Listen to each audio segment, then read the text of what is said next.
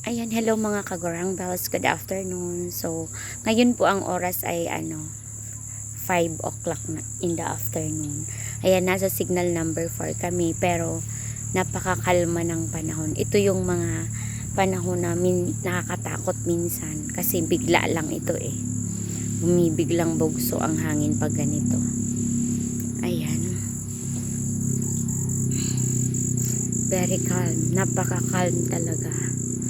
Ayan. Ito yung talagang sobrang nakakatakot. Kasi naranasan na namin to dati na ganito kakalma ang paligid. Akala mo walang bagyo. Yan.